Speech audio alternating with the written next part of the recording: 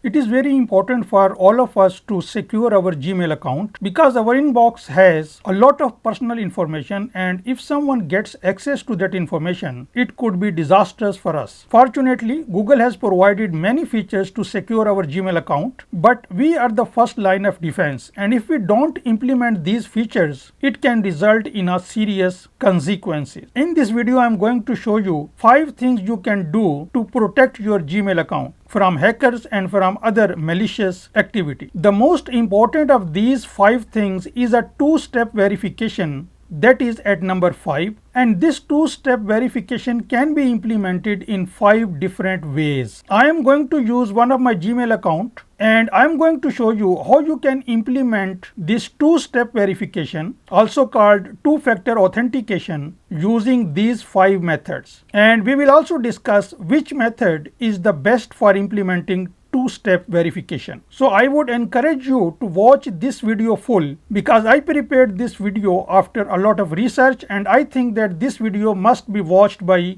all Gmail users. And there is a timestamp in the description of this video. If you are interested in only a particular method of implementing these safety features in your Gmail account, you can click and you will reach that particular part of the video. So without further ado, let's get started after a short break.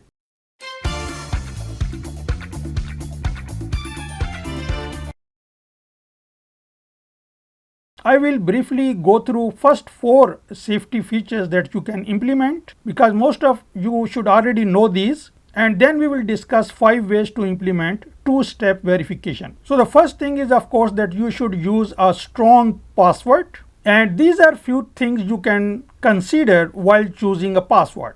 You should choose a mixture of lowercase and uppercase letters, and you should use at least 2 numbers and 2 or 3 special characters. And you should not use any numbers in your date of birth. You should also not use any words in the dictionary, and you should also not use any password managers. Now, the second important feature provided by Google is that Google gives you some warnings in your emails sometimes when Google thinks that this email is malicious. Let me show you. The warning message looks something like this, as you can see on the screen. And when you open any email and you see this message, you should not click on any link in that email and immediately close that email and delete it. Sometimes you can see the warning before you open the email, but in most cases you can see this warning inside the email. So this is one thing you should consider. The third important point is that from time to time you should look at your trusted devices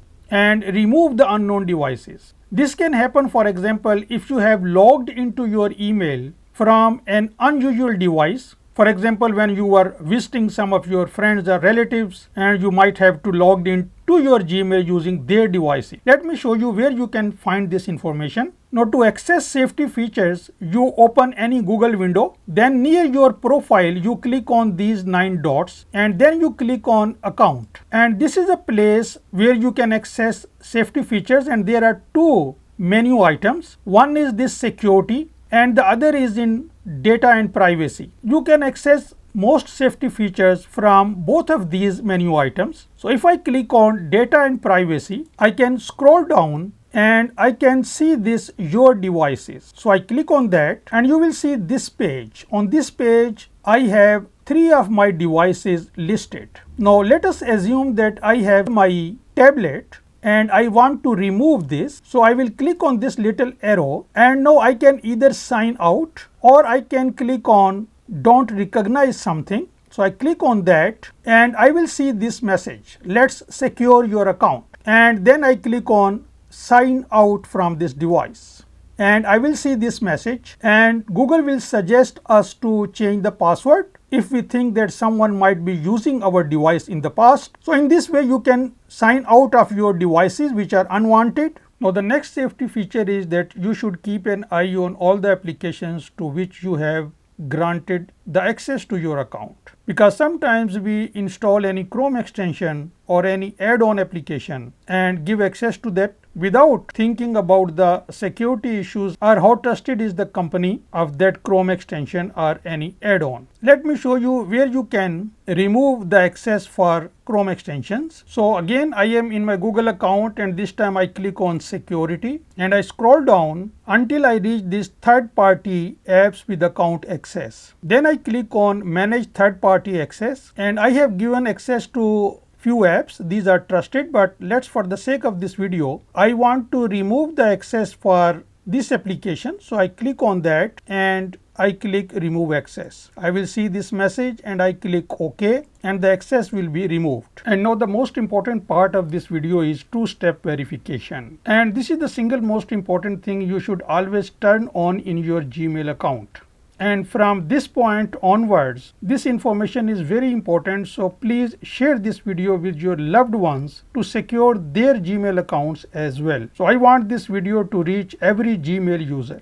Now, what is two-step verification? This is a process of logging into your Gmail account when you have to enter your password plus another action to complete the login. And this second step can be done in 5 different ways, and these are listed on this screen, and I'm going to show you how to set this. So the first one is called Google prompts. Now normally the second step is where Google sends you some code which you have to enter into your window after the password to log in. But if you are too lazy to get the code on any of your devices and insert into the box, you can use Google prompts, where you don't have to get a code. Instead, you just press a button. So the way Google prompts work is that once you have entered your password, you get a notification on your device, and when you click on that, you get this message, are you signing in? And you say yes, and then you able to log into your Gmail account. And you can also use these Google prompts to log in using your Google account to third-party websites. You must have seen few websites where they offer you to log in using Google, and you can do that, but you have to set one setting, and normally by default it is set. So let me show you where you can find that setting.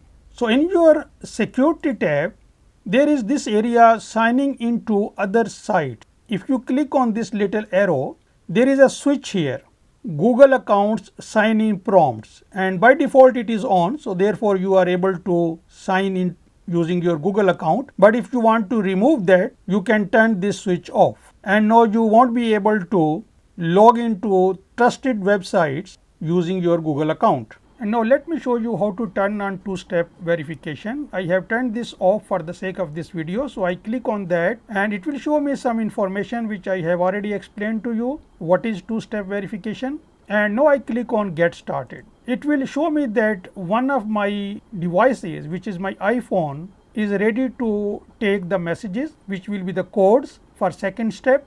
And if I click on show more options, I have this option for security key, which is if I am using a physical USB device, and these text messages and voicemail will be set in the next step. So I click continue. This is my phone, and I can get a phone call for the codes for the second step verification, or I can get a text message. So I am using text message, and now I have to send a text message to my phone. So I click on send, and Google will send a code to my phone. So I received this code, I enter here and I click next, and now I click on turn on, and now the button changes to turn off. It means two-step verification is on. I can see that Google prompts will be default method and text messages will be sent to this number, and we will talk about mobile phones in a minute. But let us see how you can use the Authenticator app. So I'm going to install Google Authenticator app on my phone, and then I have to open this screen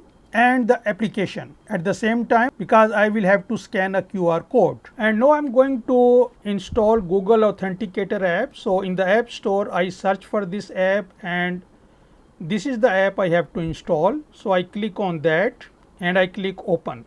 Now the app is ready, and now I click on Authenticator app on this window, and I click set authenticator, and I will see this QR code. Now I have to scan this QR code. So on my mobile phone, I click on get started and scan QR code. Now it will ask me permission for my camera. So I click OK. I point my mobile phone towards this QR code.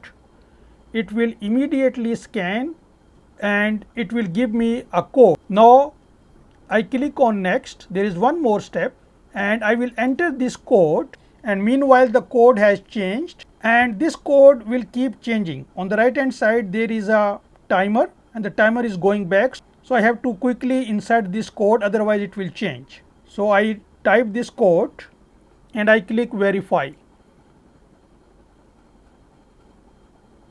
And now I will see this alert and my Authenticator app will be connected to my Gmail account. And now what will happen is that when I put my password to log in, then I don't have to wait for the text code to arrive. I can simply open Google Authenticator app and there will be a new code, because this code will keep changing after some time. So whatever is the latest code, I will use that code and I will be able to log into my Gmail account. This method is considered more safe than giving your phone number and getting your text messages on your phone number. And now let's talk about backup codes. Backup codes are your ultimate backup to get access to your Gmail account. For example, if your two-step verification is on and you have a mobile phone to get messages, there is an Authenticator app, you lost your mobile phone as well as the Authenticator app, and you are not using any physical USB device, then the only way you can get access to your Google account is by using backup codes. So now let me show you how you can get these backup codes. In the same area, if I click on this little arrow in front of backup codes, I will see this screen, and now I click on backup codes and I will get these 10 codes, each 8 digit. For the second step of two-step verification, I can use any of these codes only once. So if I lost my phone, I will put my password in my Gmail. In the second step, it will ask for the code. I don't have phone, I can't get any code. So I have stored these backup codes somewhere on my computer, not on the phone, somewhere else. So I put one of these codes and I will be inside my Google account. You can download these codes in a text file. You can print these. So I am going to download, and the file will be something like this. It's a text file and you have these codes. Now the last security feature is that you can get a two-step verification by using a physical device. Device is available from Google and from other suppliers. If you simply type Titan security